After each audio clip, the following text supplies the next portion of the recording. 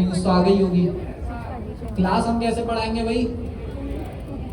English में। अच्छा, उस पर भी डिस्कशन करते हैं।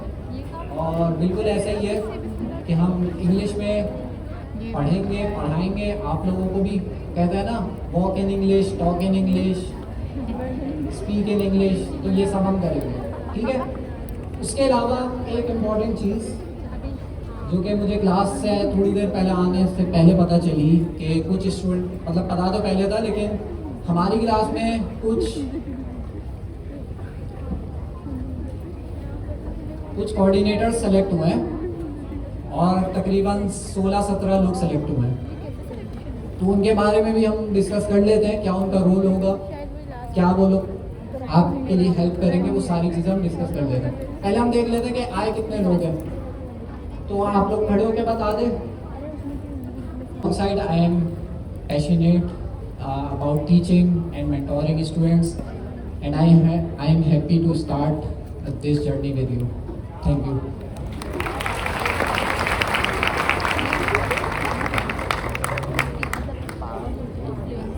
Assalamu alaikum. My name is Fahad and I am working in the industry for the past 3 years and I am working with a US based company as a software engineer and transforming myself in the agentic AI. And alongside with that, I am also teaching students, so basically they can shape their careers in agentic AI. So this is from my side. Thank you. Okay. So what we will be covering today?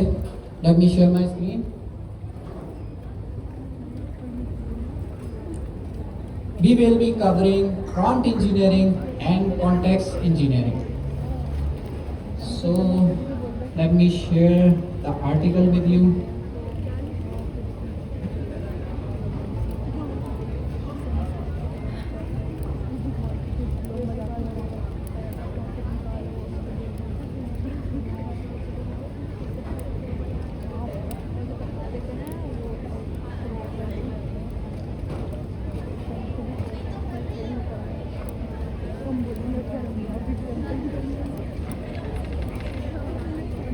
How many of you are already in Discord?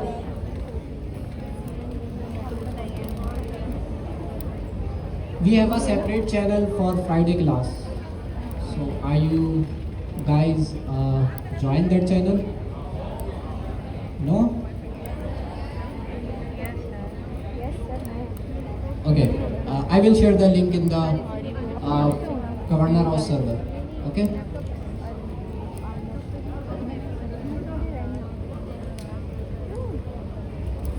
For this quarter, we will be following this repo, which is Learn Low Code Agentic AI, and you can find it in the Pennaversity GitHub.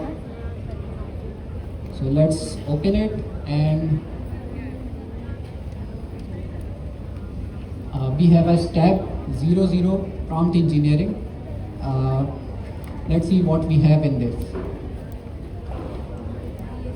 How many of you are comfortable in teaching prompt engineering in English with me? Nice, nice. So I will definitely utilize you guys. Okay. So in this repository, we will be mainly covering 4 steps. First, we have prompt engineering and context engineering introduction. Then we will be covering prompt driven development, and we will be covering image generation, and then 6-part prompting framework, context engineering tutorial. We will be covering all these steps. So let's start. Is there any prerequisites? No.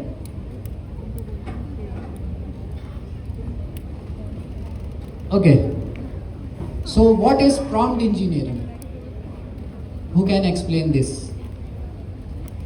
Here, on the stage. Come.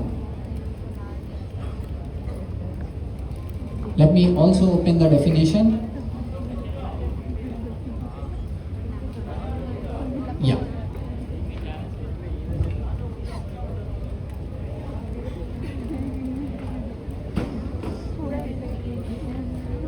Assalamu alaikum. Ismail. Actually, the prompt engineering is the art of talking with AI. If you have the art to talk with the AI, this is actually called prompt engineering. I think it's enough for now. इतने सवाल के लिए इतना जवाब काफी. ज़बरदस्त भाई. अच्छा, पहली चीज़ एक चीज़ मैं क्लियर कर दूं. अब मतलब हम दोनों लैंग्वेजेस में चलते रहेंगे ताकि कम्युनिकेशन के लिए आप लोगों से कनेक्शन उर्दू में बना रहेगा, इंग्लिश में हम लोग पढ़ेंगे. एक चीज़ याद रखें कि अगर आप यहाँ पर आके इंग्लिश में बोल रहे, इवन मैं भी बोल रहा हूँ, आप सुनेंगे मैं बहुत सारी गलतियाँ करूँगा. Grammar produce desired output. So basically prompt engineering is nothing, it is basically a way of efficiently communicating with AI. LLM, yeah. So think of it as a learning to communicate effectively with AI system to achieve specific goals. Everyone can communicate with AI, but we need to communicate effectively. So for that, we will be learning prompt engineering. So there are a lot of practices, techniques we will be using so we can generate desired output. Why is it important? Do we need to be a programmer? No. In prompt engineering, we don't need to be a programmer. Anyone can learn prompt engineering. Good prompts can dramatically improve AI performance. So if you are providing good prompts, then definitely it will improve the AI outcome, LLM outcome. It's an iterative skill that improves with practice. What does this mean?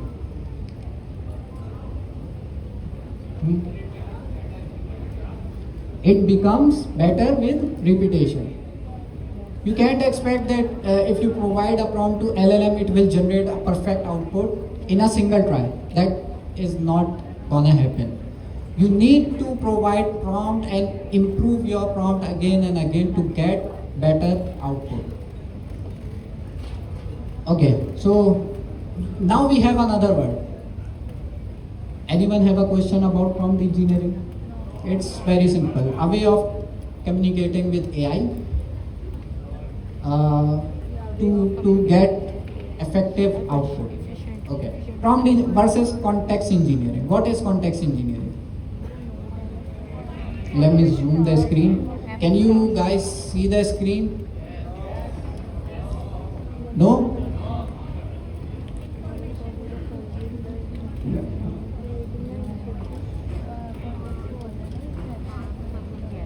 Okay, I think it's good now. What is context engineering? Providing data to LLM. What kind of data? External information, useful information. We are not going to provide everything to LLM. We are only going to provide useful information. Okay, so prompt engineering is basically crafting the instruction you give to the model. Context engineering is curating the information. What is this? Curating. We need to improve our vocabulary. So if you don't know any word, you can simply open ChatGPT, and we will also utilize ChatGPT for to improve our vocabulary. Okay. Anyone knows the meaning of curating? Polishing. Yes. Correction. Okay, let's just copy this word, curating, and let's give it to ChatGPT. Curating meaning. This vocabulary is important for us as well as for the exam. If you don't know this word, you can maybe you would skip a question. So we need to understand the vocabulary. Curating means choosing the best and most relevant things. So we are providing LLM with the most relevant information. We are not providing everything. Quick contrast, meaning we have what is the differences between prompt engineering and context engineering. We know simple. Prompt engineering tells the model how to behave and what to produce. Simple communication between AI and human. Context engineering gives the model the facts, examples it should rely on. So definitely we will be providing information, we will be providing data to in case of context engineering. What is the advantage of context engineering?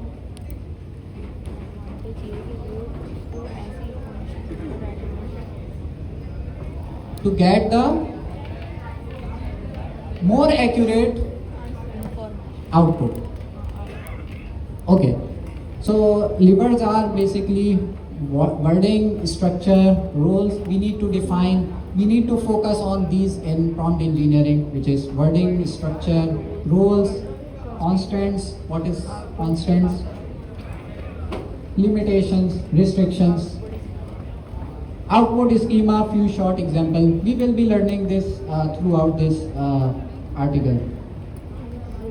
How many of you knows about retrieval augmented generation, RAG? I think we already learned this in quarter 3. Again, how many of you are familiar with RAG system? Okay, very few, like 10-15%. Okay, no problem. We will also discuss this with a diagram. Okay, RAG is basically a way to get to store information in a good format. So with retrieval augmented generation, we can provide data to LLM, only relevant data. We can only provide relevant data with retrieval augmented generation. We will discuss this as well later on. Typical changes: be concise, written, valid, with field. We need to be concise. In prompt engineering, we gives all the information needed for the desired output. In case of context engineering, we will be providing PDF policies, data, paragraph, information like that. Failure mode. What is vague instructions in prompt engineering? Irrelevant instructions. So we need to make sure that we are not providing vague instructions to the LLM. For example, if I ask LLM write 100 words of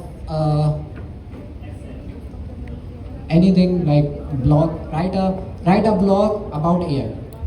So this is vague instruction. We will see example below as well. So if you provide vague instruction, then it will generate messy output, definitely. And in case of context engineering, if we provide irrelevant data, then the LLM will hallucinate and will provide irrelevant answers, inaccurate answers. Okay, who owns the prompt engineering?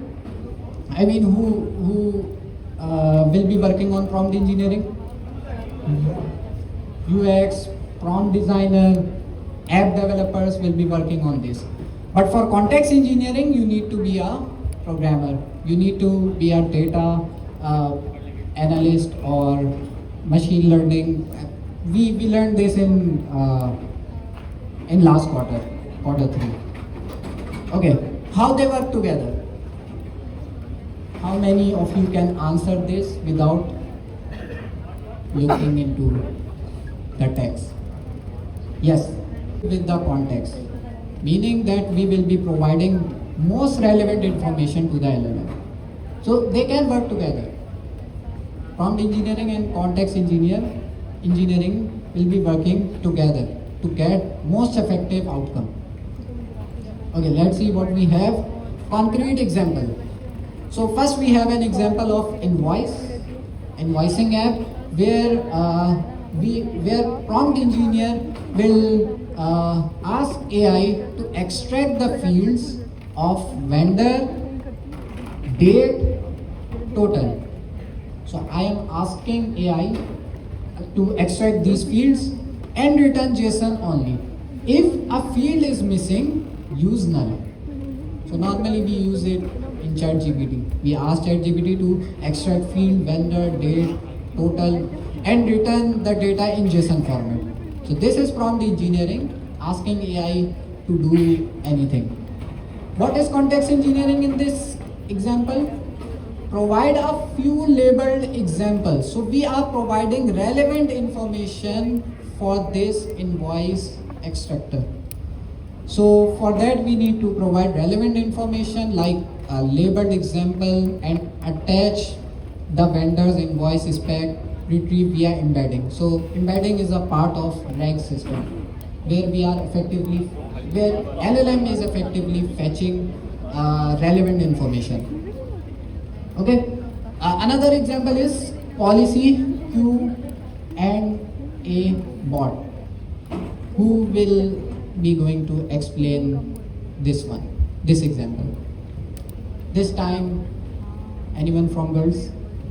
Of communicating. In prompt engineering, we are communicating with AI effectively.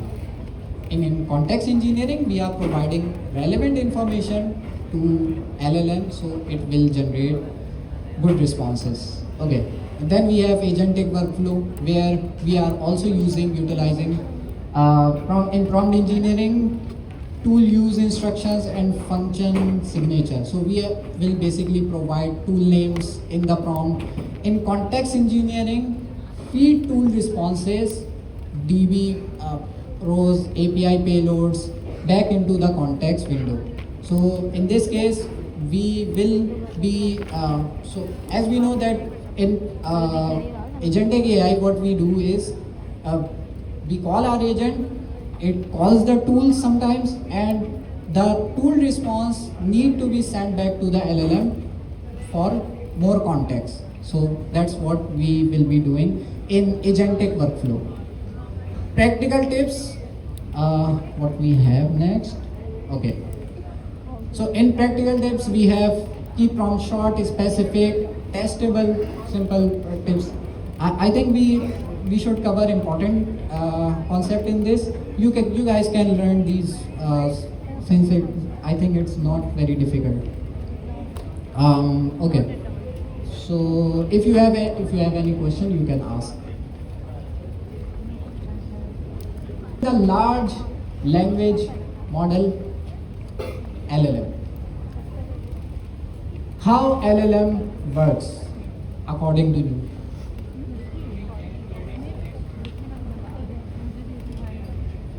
Predicting the next word. LLM is nothing but a smart application which only predicts the next word in the output it will generate. So for example, when we ask something, who is the founder of Pakistan?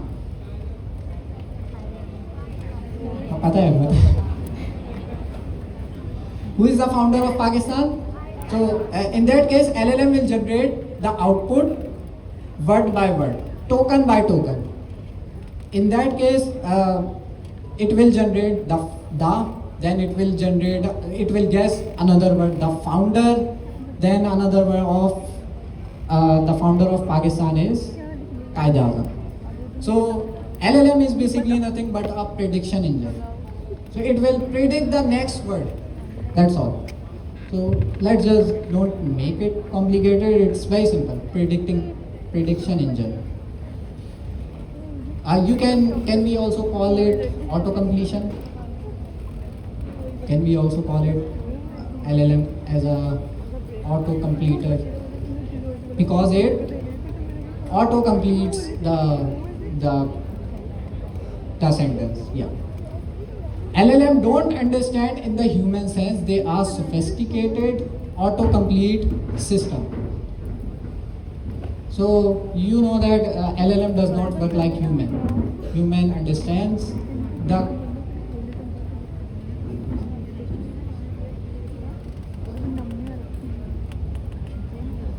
your prompt set up the context for what should come next. So in context, we try to explain LLM that how should it generate the response. So it's nothing but auto completion tool. It also uses embedding. In what context? We need to implement embedding in this. We need to implement RAG system to use embedding. Okay. Any questions so far? Sure. Should we? Okay, so first of all, we will start about how LLM generate words. Just like humans, LLM does not understand any meaning of a word. For example, we know apple means save, but LLM doesn't know what does apple mean. It first converts the word into a number and then guesses according to that number. We call it a token.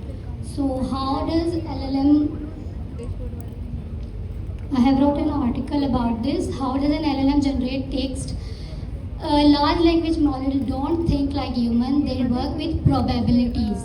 Probabilities, we call it some percentage given to each and specific word, and the most probable word will be selected as a next token, and based on these token, LLM will guess the other one. So first we'll give the input. LLM will understand the input. LLM still doesn't know what is the sentence user has asked.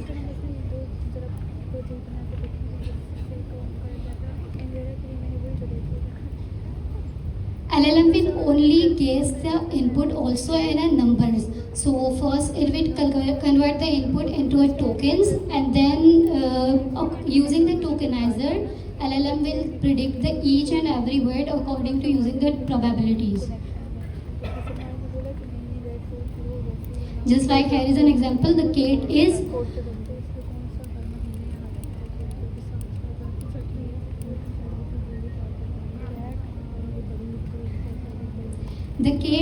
now we have three words: sleeping, running, and blue. So there are some floating numbers. We will say that the 0.70 means 70%. So this is a probability. According to our temperature, which we have said, LLM will predict the next output. So the most probable word is sleeping. The cat is sleeping. This will be the sentence which LLM will give us. How LLM select the word? The model picks one word, add it to the sentence, and repeat until the answer is complete. So there are, we can say there are some symbols which tell LLM to stop. Just like a point shows that the sentence is completed. Same in that way, the LLM does know when it has to stop the generation of the word. Model settings, we know, we all have learned about this in quarter 2. So what does model settings mean? Settings that we will provide the LLM to control its generated output. How does LLM actually work? We have learned it. So we will actually control the output of the LLM. We know that we are the local Pakistani speakers and we only speak in Urdu. So if we communicate in English or other language, we will use the most easy words which we have in our mind. But if we talk to someone foreigner, they will use the sophisticated words, so complex words. So how they know? Because they have so much memory, so much words in their memory. So in that way, the LLM also have some words which it will use first. But as we change the temperature, the LLM will get in its range more numbers and it will give us the answer.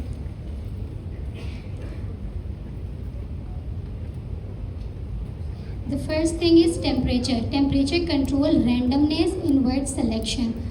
The generated output, the tokens have some percentage, and according to those percentage, LLM will randomly choose any specific word to generate its output. A very low temperature will have a very easy and very random word we choose, but the probability will be very low, like 0.2, we could say 20%, and the high percentage means 0.9, which is we can say we have 5 words. If the temperature is very low, then LLM will first choose the top 2 probable words, like one has 90% and the other is 95%. The LLM is randomly choose from these 2 words. But if we change the temperature and set it to 0.9, which is very low, high temperature, so now LLM has the authority to choose from all the words it has, and sometimes LLM become very पागल हो जाता है LLM, and it will give us very random and अजीब सा answer. So okay.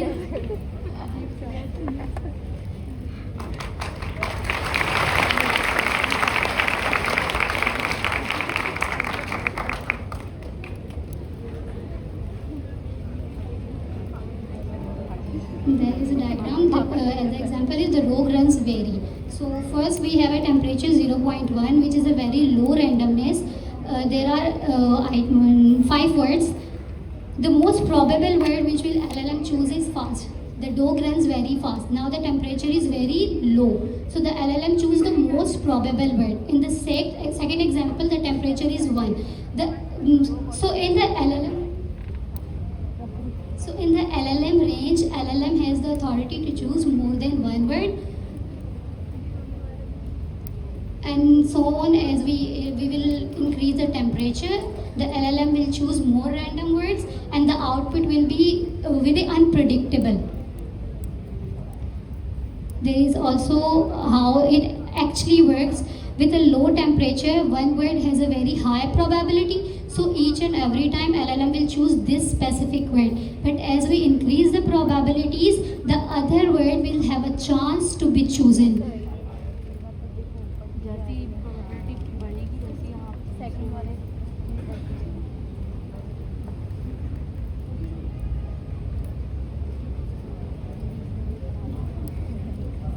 Thank you.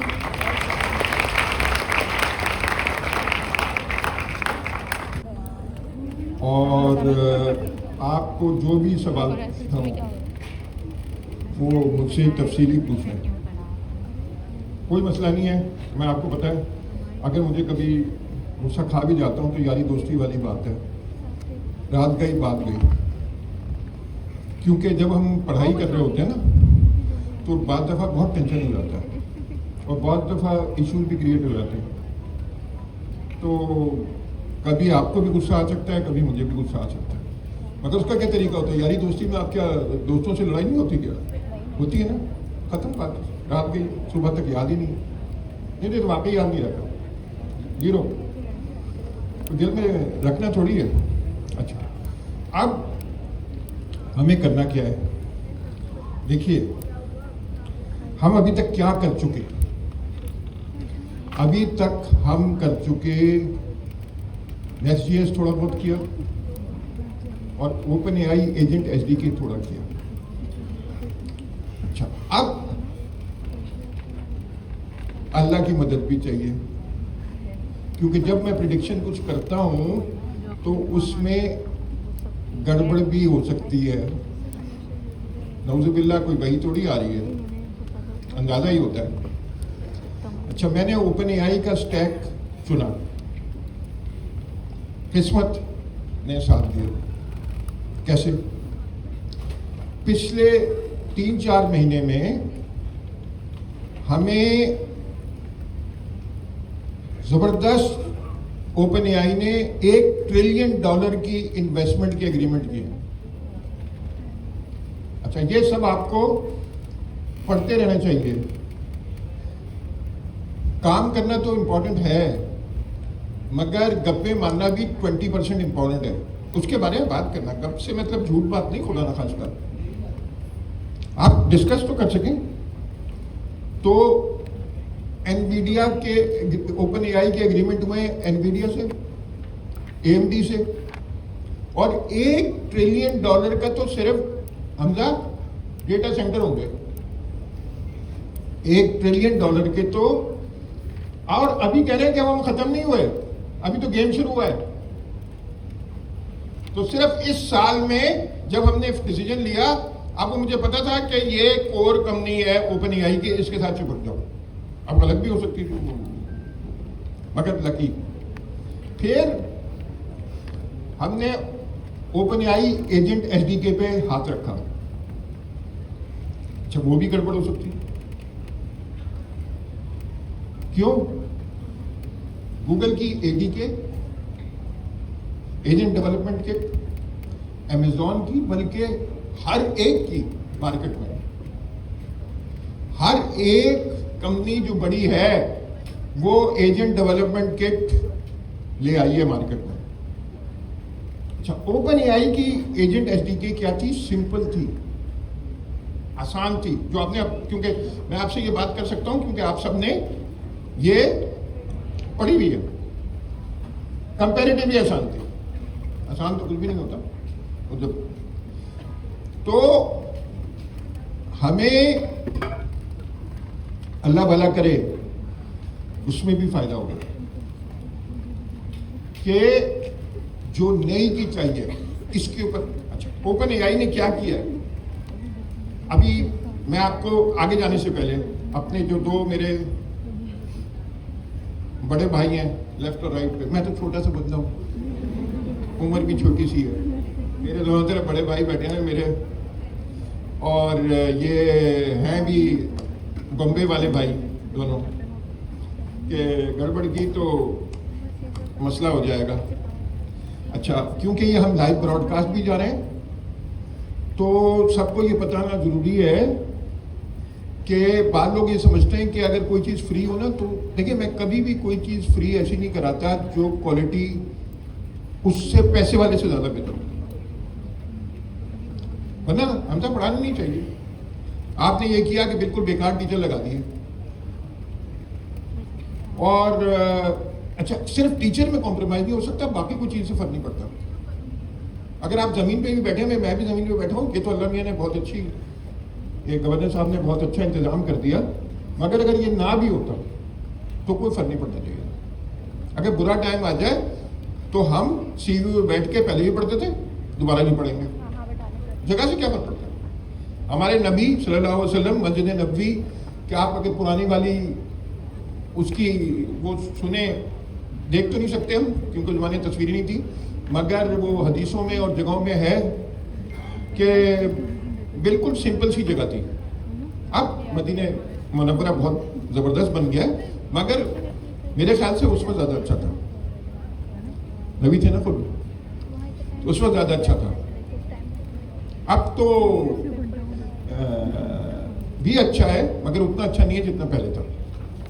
इसी तरह मैं हमजा जो है ना, मेरे अपने हिसाब से कराची के टॉप 3-4 टीचरों में और डेवलपर में है। हमजा, ये ब्रॉडकास्ट हो रहा है तो जरा सा अपने बारे में बताइए कि यहाँ पे डंडी नहीं मारी जा रही।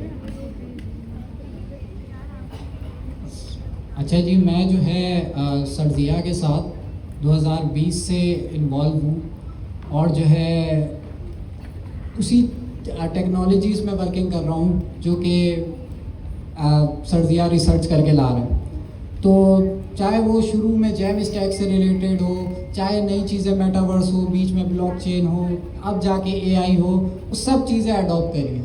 तो अल्लाह का शुक्र है, कभी भी मुझे ऐसा फील नहीं हुआ कि यार सरजिया, शक हुआ है थोड़ा बहुत कि भाई तो बार बार चेंज कर रहे हैं, गलत ले आ रहे हैं, लेकिन हर दफ़ा इन फ्यूचर जाके ही पता चलता है कि भाई सही टाइम पे हमने वो चीज़ अडॉप्ट कर ली है। अच्छा, टेक्निकली जो है मैं एज अ कंसल्टेंट जो है इंटरनेशनल कंपनीज़ के साथ काम कर रहा हूँ। नॉर्मली जो है एआई, वेब डेवलपमेंट, पूरी software engineering, front end back end database, इन सब पे जो है मैं काम कर रहा हूँ। उसके अलावा टीचिंग का भी शौक़ है तो साथ में वो भी चल रही हैं। अच्छा, इसने सबसे अच्छी बात बताई नहीं, जो इसका नंबर काटने के लिए भी बता रहा हूँ और इसकी तारीफ में भी बता रहा हूँ। ये माशाल्लाह हमारे टीचरों में, बाकियों भी होंगे मगर हमें नहीं पता, उसका वाहिद है जिसने अपने पैसों से शादी की, माँ बाप के पैसे से नहीं। और जारी बात है फिर अपनी पसंद की लड़की भी होगी।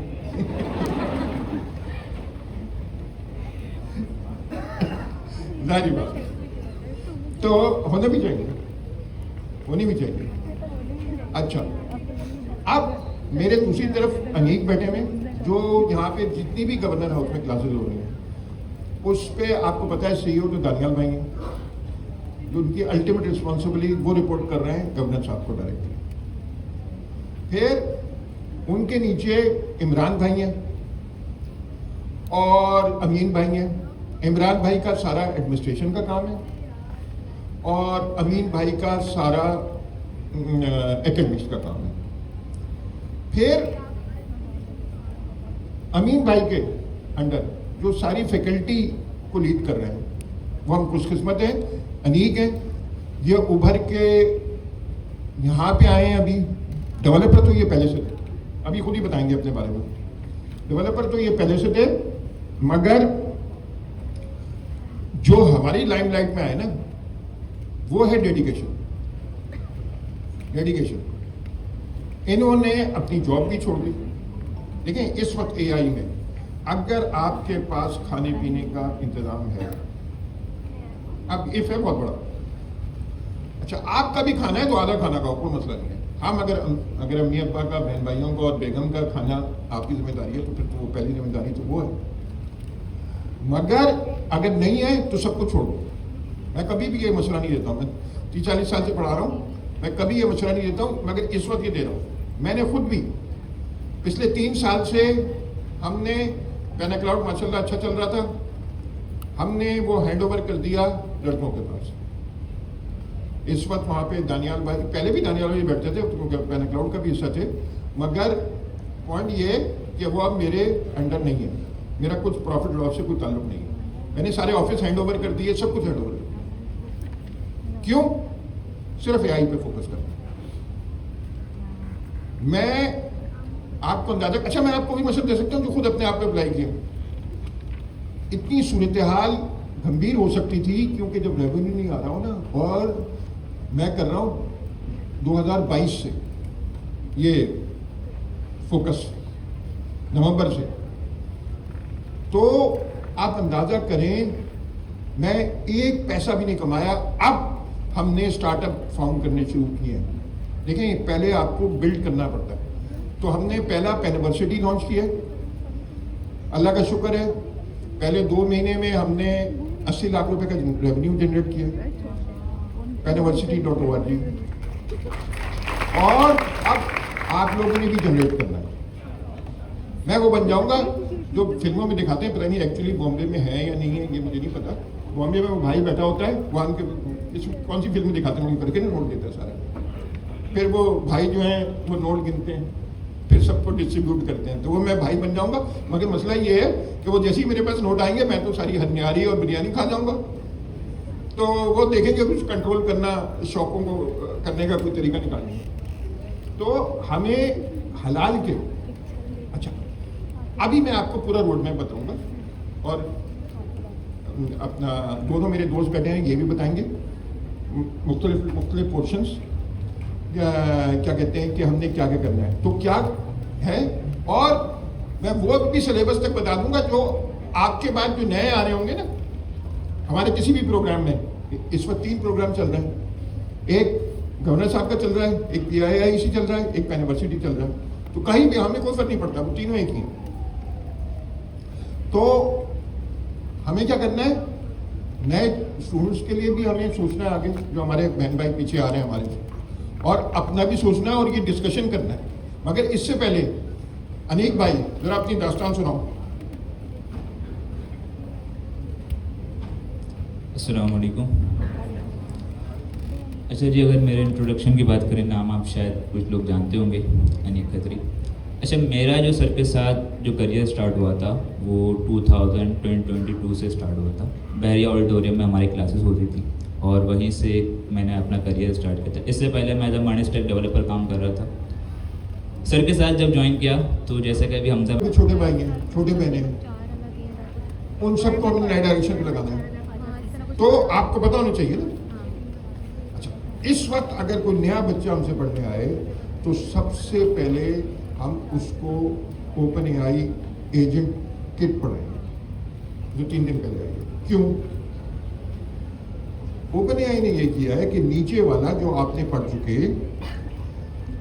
एजेंट SDK उसके ऊपर एक यूआई बनाएंगे, user interface, drag and drop, एन की तरह का, जिसको वो क्या कह रहे हैं, एजेंट किट। अच्छा, उसमें एक तो एजेंट बिल्डर है। अच्छा, मैं स्लो इसलिए बोल रहा हूँ, मैंने तेजी में आगे पिक नहीं करता। एक तो एजेंट बिल्डर है। अच्छा, ये नो कोड प्लेटफॉर्म है। क्या है? नो कोड प्लेटफॉर्म है। हम जो नीचे वाले हैं, हम डेवलपर हैं, मैं, हमजा, अनीक, फहद वगैरह, हम क्या करते हैं, हम फुल कोड प्लेटफॉर्म पे काम करते हैं। मगर नए वाले बच्चे को अगर हम नो कोड प्लेटफॉर्म से शुरू करें तो उसको समझ में ज़्यादा आएगा, वरना आपको टाइम लगता है समझने में, नया आदमी जल्दी समझ जाएगा। अच्छा, तो क्या हुआ, हम ओपन एआई के प्लेटफॉर्म इस वक्त 800 मिलियन यूजर है ओपन एआई का वीकली, 800 मिलियन। इससे कोई कंपीट नहीं कर सकते है इस वक्त, आइंदा कब पता नहीं। अच्छा, अब हमने क्या किया, नया बंदा जो आया ना, सबसे पहले हमने उसको क्या पढ़ाया, ओपन एआई एजेंट किट। अच्छा, उसने ड्रैग एंड ड्रॉप करके किया। अच्छा, आपने ये मिस कर दिया, इसमें दो पोर्शन है, एक तो एजेंट बिल्डर है और एक क्या है, चैट किट है। बिल्कुल सही है, किसने बोला, प्यारा मेरे दोस्त, एक चैट किट है। वैसे भी छोटी छोटी चीजें हैं, ईमेल है, बहुत सारी चीजें अभी, मगर वो मैं अभी नहीं कर रहा। तो हमारे पास 3 चीजें हैं एजेंट किट में। Number 1 agent builder, number 2, number 3 इवेल्स के फ्रेमवर्क से। अच्छा, ये तीनों जो है यूआई क्या बनाएगा, चैट किट बनाएगी, जो एजेंट बनाएगा वो एजेंट किट बनाएगी, और जो एजेंट किट कोड जनरेट करेगी वो करेगी जो हम हाथ से लिखते हैं। अच्छा, तो क्या होगा, आपने एजेंट किट में कोड लिखा और कोड लिख के क्या किया, उसको सिर्फ कोड लिख दिया, उसने कोड लिख के दे दिया, फिर आपने उसको अपने उसमें एप्लीकेशन में ड्रॉप कर दिया, फिर हाथ से। क्योंकि ये याद रखें, नो कोड प्लेटफॉर्म कभी भी उतने पावरफुल नहीं होते जितने फुल कोड प्लेटफॉर्म हो, मगर ये शुरू करने के लिए बड़े अच्छे होते हैं और नॉन टेक्निकल यूजर के लिए बड़े अच्छे होते हैं। अकाउंटेंट है, चार्टर्ड अकाउंटेंट है, तो अब आप उससे चार्टर्ड अकाउंटेंट से अकाउंटिंग का सिस्टम पढ़ रहे हैं, तो उसके साथ बैठ के एजेंट किट में आपने ड्रैग एंड ड्रॉप किया, पूरे एजेंट बनाए, एक कॉन्सेप्ट, फिर उसको खुद हाफिज कह दिया, फिर बाकी को, क्योंकि उससे डोमेन ले ली ना, और वो डोमेन आपको बता भी सकता है एजेंट किट से। अच्छा, अब आपको घबराहट हो रही होगी, तो हमने तो ये बताई। हम इंशाल्लाह 15-20 दिन के अंदर अंदर इसके वीडियोस आपको अवेलेबल कर देंगे यूट्यूब पर, यूनिवर्सिटी की वेबसाइट पर, ताकि वो आपके लिए कुछ है नहीं, बच्चों वाला खेल है। वो वीडियोस हमने पाकिस्तान की बेस्ट टीम जमा की है, जिसमें अनीक भी है और जुनेद भी है, लाहौर से, पेशावर से भी है, वाज से भी है, सारी टीम जमा की है पूरे पाकिस्तान में। अमीन भी है उसमें, तो सऊदी अरब से अमीन है, कराची से अनीक है, कराची से कोई और है, कराची से और, हाँ सर कासिम है, फिर लाहौर से जुनेद है, फिर इस्लामाबाद से रेहान है, पेशावर से हमाद है और वाज से बानिया। तो ये हमने टीम जमा की है, उसके वीडियो हम आपको रिकॉर्ड करके दे देंगे यूट्यूब पे, ताकि वो तो आपने सारे कॉन्सेप्ट वही हैं, थोड़ा सा खेलना ही है बच्चों वाले काम। कितनी देर लगेगी, कोई मसला नहीं। नए वाले को समझाना थोड़ा मुश्किल है, पुराने वाले को जिसने ये किया हुआ पहले, क्योंकि वो सारा तो बना हुआ उस पर ही है ना, एजेंट एसडीके पे।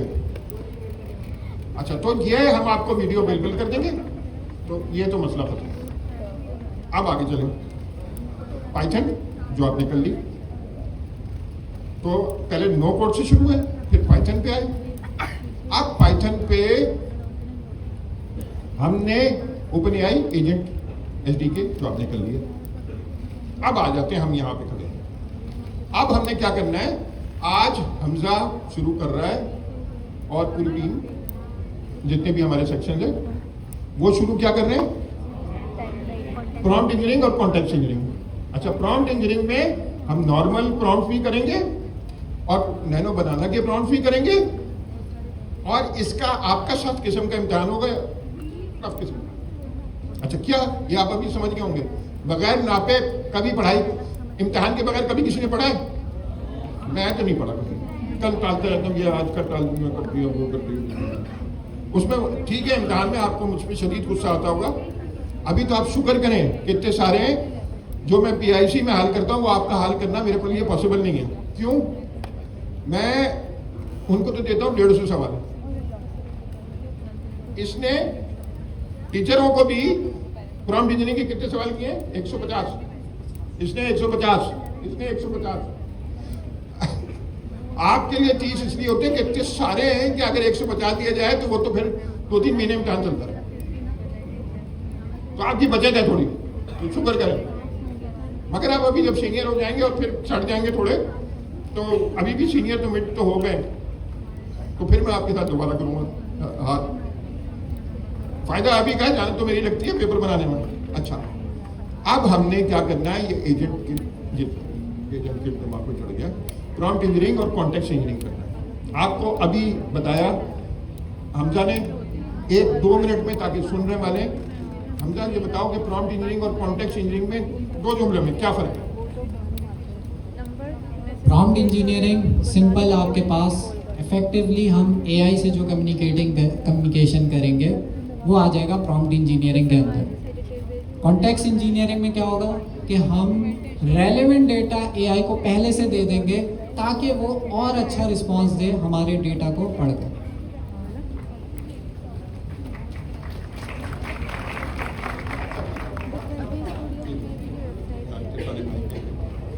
अच्छा जी, तो ये प्रॉम्प्ट इंजीनियरिंग और कॉन्टेक्स्ट इंजीनियरिंग में ये फर्क है। अच्छा, अब इसके बाद क्या करेंगे? अब ये देखते हैं, हमारा अंदाजा है हम तक कितने दिन में हो जाएगा प्रॉम्प्ट इंजीनियरिंग और कॉन्टेक्स्ट इंजीनियरिंग? अच्छा, में ये तो अनीक की रिस्पॉन्सिबिलिटी है, कितने दिन लगेंगे? सर इनिशियली हमने 4 क्लासेस कर दी है, 4 क्लास में इंशाल्लाह हम कवर कर लेंगे। तो फिर इम्तिहान है, अब देखते हैं। अनीक देख रहे, मॉनिटर कर रहा है, क्योंकि ये एग्जैक्टली एक्सपेरिमेंट किए बगैर। अच्छा, इसीलिए हमने क्लासों को भी इंग्लिश में कन्वर्ट किया, क्योंकि इंग्लिश में फोकस बहुत जरूरी है। पाकिस्तान में 90% लोगों को जो पौधों में बैठे में आता कुछ नहीं है अंग्रेजी बोलने के अलावा, मल्टीनेशनल में, आपको पता ही नहीं। तो यहाँ अंग्रेजी बड़ी इंपॉर्टेंट है। अच्छा, क्योंकि ये बेवकूफ़ी ये दुनिया में, पाकिस्तान में कहीं, दुनिया में कहीं और नहीं होता। हमारे यहाँ ये तालीम का म्यार समझ लिया है कि कौन ज़्यादा मुंह टेढ़ा करके अंग्रेजी बोलता है। तो अच्छा, अब इसके बाद एक चीज आई है, जो हम कोड लिख रहे हैं, हम एजेंट बना रहे हैं और हमें एजेंट सही बनाना है। अब इम्पोर्टेंट समझिएगा, इस नई दुनिया में पहले ऐप बनती थी, इस नई दुनिया में एजेंट बनते हैं, मगर एजेंट हाथ से नहीं बनते, यानी कोडिंग से नहीं होते। आप एजेंट से ही कोडिंग कराते हैं, एजेंट बना रहा था। अब ये थोड़ा सा जुड़ने कंफ्यूज है। अच्छा, अभी इसके सारी बड़ी कंपनियों ने पिछले 2-3 महीने में रिलीज कर दी है। मैं इसका नाम गिनाता हूं। नंबर 1 सबसे अच्छा जो चल रहा है, क्लॉड कोड। क्या? क्लॉड कोड असुरन सबसे अच्छा है, सबसे अच्छी कोडिंग करता है। वो क्या कहता है? CLI, आप अपना प्रॉम्प्ट वो खोलते हैं, कमांड लाइन इंटरफेस, उसमें आप इंस्टॉल करके सिर्फ क्लॉड लिख देंगे, वो आपको खोल देगा। अब उसमें प्रॉम्प्ट लिख रहे होते हैं और वो कोडिंग कर रहा होता है। अच्छा, क्लॉड कोड, मगर उसमें मसला है, एक आप में मसला है, एक उसमें मसला है। उसकी फीस है $20 महीने की, और आप लोगों के साथ मसला है कि आप में ज़्यादातर लोग गरीब हैं। मुझे वैसे भी गरीबों पर बड़ा गुस्सा आता है, क्योंकि ये ना निहारी खिलाते हैं, ना बिरयानी खिलाते हैं, खामा फ्री की दोस्ती करते हैं। मगर मजबूरी अब क्या करें, पाकिस्तानी ज़्यादातर गरीब ही हैं। अच्छा, तो आपसे $20 कितने बने? 6,000। अब 6,000 आपके पास है नहीं, क्या अच्छा भी पता कर लेते ना हमें, ताकि हमारा अंदाज़ा देखते हैं कि सही है गलत है। बिल्कुल ईमानदारी से बात करें, यहाँ पे तो हम सब यार दोस्त बैठे हैं, कोई छुपी हुई बात तो कोई है नहीं। कितने ऐसे हैं जो 6,000 रुपये महीना क्लाउड को देने को तैयार हैं या दे सकते हैं? तैयार तो बहुत सारे होंगे। अच्छा, अब हमने क्या किया है कि हमने अज्यूम किया कि आप ज़्यादातर नहीं दे सकते, तो अजम्पशन ये है मेरे ख्याल से मेरा सही अजम्पशन। इंशाल्लाह जब प्रोफेशनल लाइफ में आ जाएंगे तो पहला काम ये करेंगे, जो आमदनी शुरू होगी उससे अपने हथियारों पे तो खर्चा करना पड़ता है ना फौजी को, हथियार ही नहीं खरीदेंगे तो लड़ाई कैसे करेंगे। मगर इतना बुरा शुरू कर रहे हैं। क्वेन कोड और जेमिनी। क्वेन किसका है? अली बाबा का। क्वेन किसका है? अली बाबा का। और जेमिनी किसका है? गूगल का। ये दोनों में क्वेन कोड में 2000 रिक्वेस्ट पर डे और जेमिनी में 1000 रिक्वेस्ट पर डे फ्री। हमारा काम हो गया। हमने अपने लैपटॉपों पे क्वेन कोड इंस्टॉल करना है और क्या करना है? जेमिनी इंस्टॉल करना है। जेमिनी CLI के लिए। अच्छा, दोनों का इंटरफेस एग्जैक्टली एक ही है, क्योंकि वो चाइनीज है क्वेन वाले, तो उन्होंने जेमिनी का पूरा ओपन सोर्स मारा नहीं है, ओपन सोर्स है तो फोर्क कर दिया। अच्छा, अब ये आपकी नीचे की लेयर हो गई। मैं आस्ता आस्ता कर रहा हूं ताकि हम नई दुनिया में जा रहे हैं, आपको क्लियर होना चाहिए। तो आप इसके बाद फौरन क्या शुरू करेंगे? इन कोडर्स पे। अच्छा, ये नॉर्मली जो नॉर्मल लोग कर रहे हैं इसको कहते हैं वाइब कोडिंग। इसको कहते हैं वाइब कोडिंग। मगर अब ये अनीक बताएगा कि इससे डायरेक्ट वाइब कोडिंग करने से क्या मसाइल है। अच्छा, आज से पहले जब हम कोडिंग करते थे, डेवलपर नॉर्मल कोड करते थे, फिर हमारे पास अब कुछ टाइम पहले एक टर्म आया वाइब कोडिंग, ठीक है, जिसे पुराने डेवलपर तो कहते हैं इसकी full form vulnerability as service. लेकिन जो नए डेवलपर है बड़े खुश हैं कि वो क्या करते हैं, एजेंट या ChatGPT को प्रॉम्प्ट देते हैं और वो कोड पे देते हैं।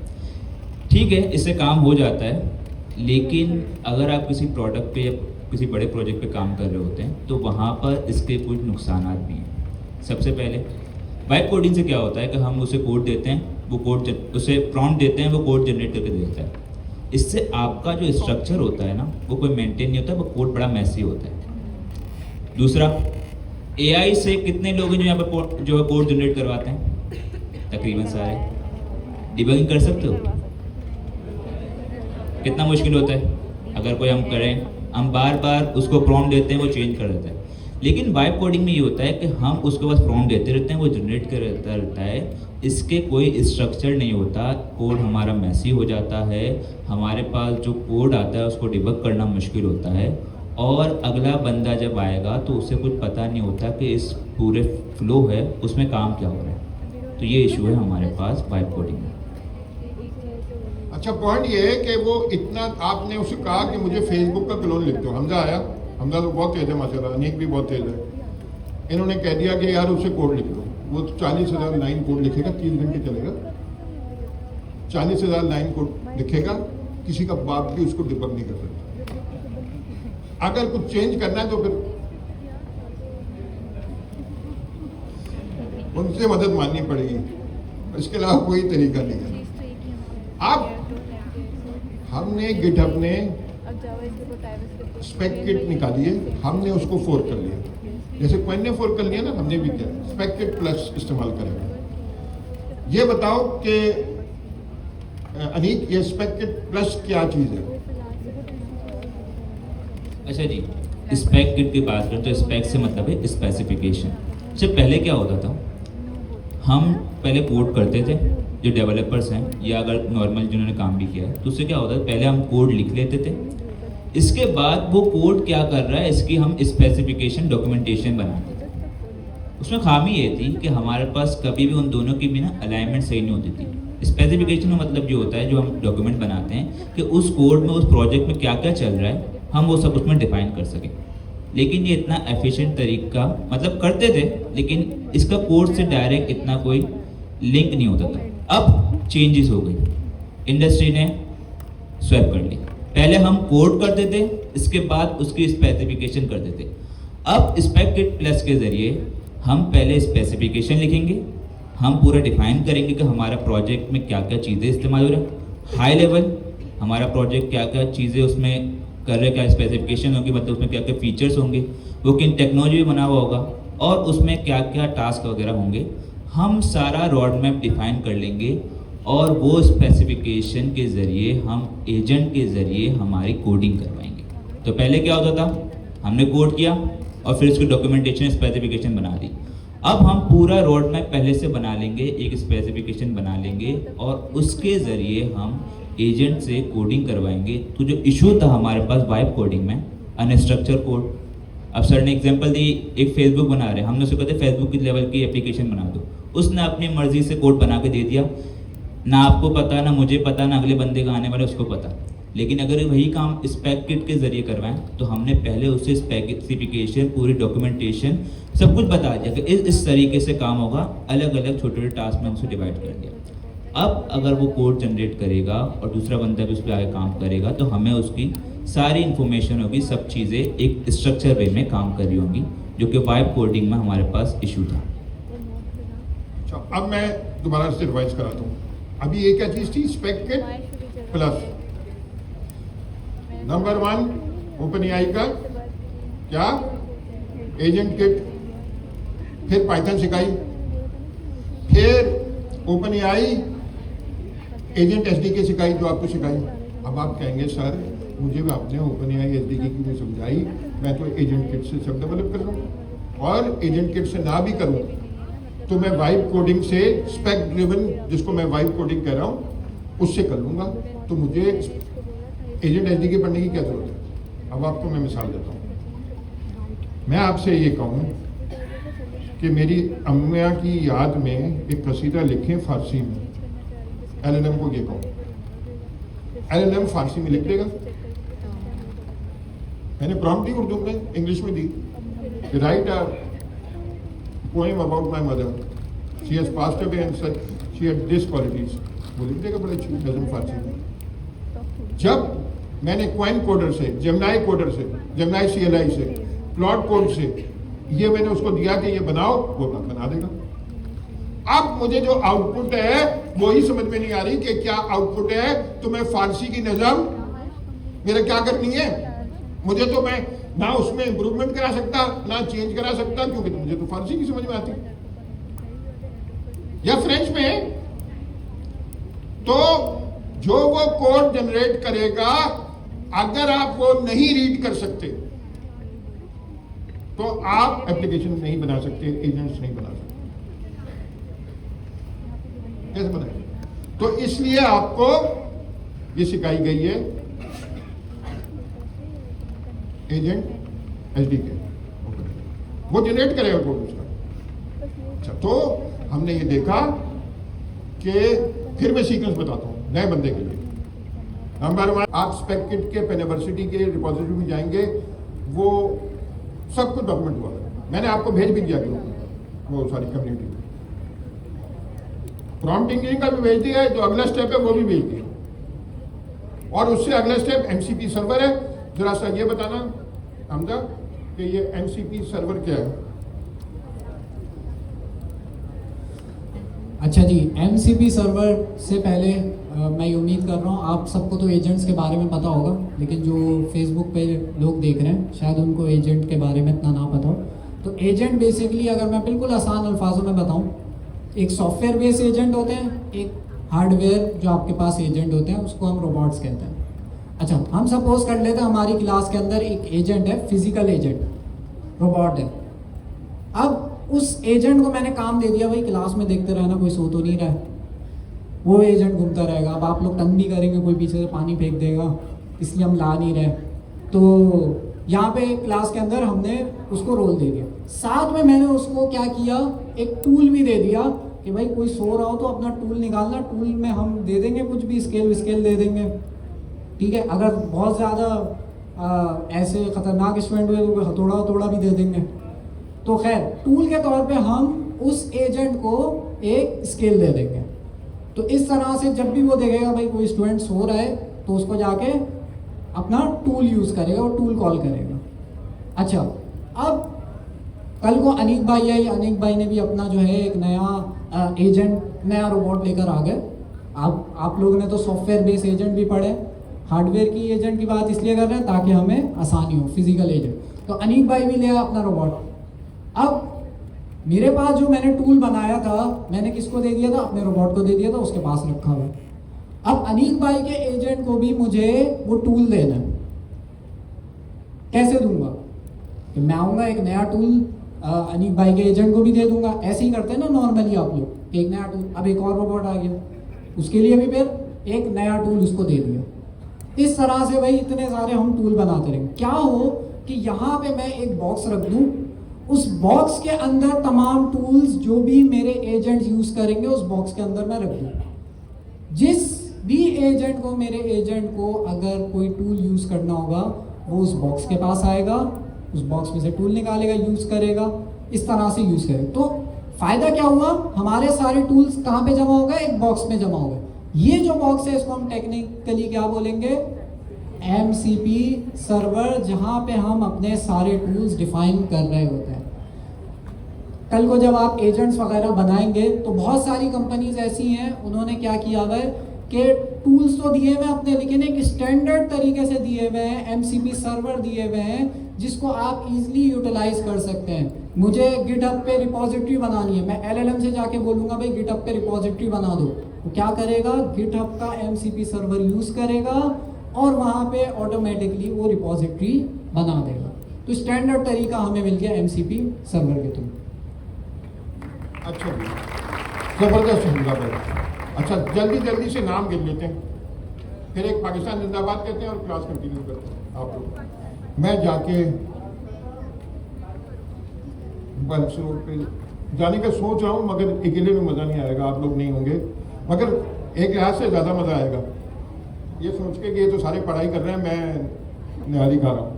अच्छा, open AI agent kit number 1 नाम, पाइथन तो आपको पता ही है, फिर ओपन एआई एजेंट एसडीके, और फिर CLI tools, LLM CLI tools, उसमें क्या है? Claude code, Gemini CLI, number 3 Qwen CLI, Qwen code है। इसके अलावा ओपन एआई का क्या? कोडेक्स। इसके ऊपर स्पेक किट प्लस जो हमने फोर्क की है गिटहब के स्पेक किट से, और फिर डिप्लॉयमेंट के लिए डॉकर, कुबरनेटिस। अगर छोटे छोटे काम हैं तो डॉकर में कंटेनर करके माइक्रो सर्विसेज ना, माइक्रो छोटी छोटी, तो वो आप कंटेनर पे चलाते हैं, इस पे कुबरनेटिस पे। और अगर बड़े काम कराने हैं जो 2 घंटे चलना है तो आप किस पे कराते हैं? डिस्ट्रीब्यूटेड कंप्यूटिंग में RAY। अच्छा, अब जाते जाते एक तो मैंने रेंज चेक लिख दिया ना। अच्छा, मुझे खुद भी नहीं पता था ये अमेरिका की टर्म है कि आप अगर जाते हैं ना, कोई डील चल रही हो ना, तो आप अगर उनके पास स्टॉक खत्म हो जाए तो आपको लिख के दे देंगे कि यार बाद में आके ले लो जब स्टॉक आ जाएगा, तो ये रेंज चेक वो कहलाता है। तो रेंज चेक आपको एक और देने का आखिरी, कौन आन के ये बताएगा कि ऐप एसडीके ओपन एआई की वो भी आई है मगर अभी पूरी नहीं आई है। कॉन्सेप्ट आ गया है, एसडीके आ गई है मगर अभी नहीं आई है पूरी। तो अभी जब वो आएगी तो फिर हम देखेंगे कौन आन के समझाएगा।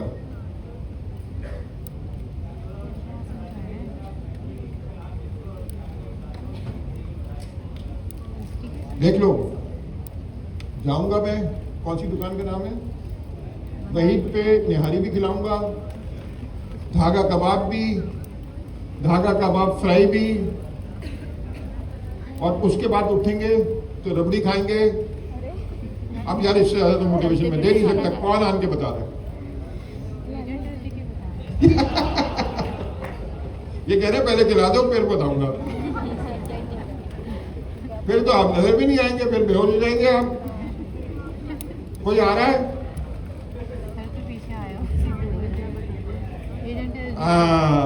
आज मिल गया तो अब ये नुकसान ये तो कर दिया। अच्छा, जाते जाते देखें, ये अभी अपने सिलेबस में शामिल नहीं किया है क्योंकि ये अभी ओपन एआई ने क्या किया है, वो कह रहे हैं कि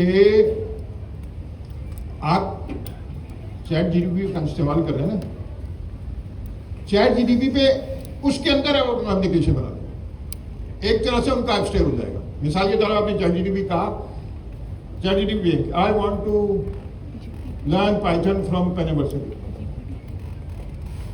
अगर ऐप किट पे इस्तेमाल करके हमने उसको अटैच कर दिया ओपन एआई के साथ, तो वो वहीं पढ़ाना शुरू कर देगा। किस पे? चैट जीपीटी के अंदर, यानी वो चैट जीपीटी चल रहा होगा, उसमें उन्होंने आप अपनी यूआई भी डाल सकते हैं, जो भी डाल सकते हैं। मगर अभी ये आगे चल के देखेंगे इसको, ये अगर करना भी होगा तो 10-15 दिन से अगर काम नहीं, अगर हमने बाकी काम कर दिए तो ये हमारी दुनिया है। मैं जाके रबड़ी तो खाऊंगा ही, तुम लोगों को खाऊं ना, तुम्हारे मुंह में पानी तो आए। हमारे एक दोस्त हैं इस्लामाबाद में, मैं उनके लिए रबड़ी ले गया, करेंगे तो बहुत मीठी है। फिर मैं उनके लिए निहारी ले गया, कह रहे इसमें तो बहुत मिर्ची। फिर मैं उनको लिए बिरयानी ले गया, तो उन्होंने कहा कि इसमें भी बहुत मिर्ची। तो वो लोग क्या खाते हैं? पुलाव, और उसको कहते क्या है? बिरयानी। अच्छा, निहारी की जगह क्या खाते हैं सुबह सुबह? मुर्ग छोले। अच्छा, मैं फैसलाबाद गया, हमारे साथ गजाल भाई हैं सैलानी के, वो मेरे साथ थे। सुबह उन्होंने 7 बजे मुझे उठा रहे हैं, जय भाई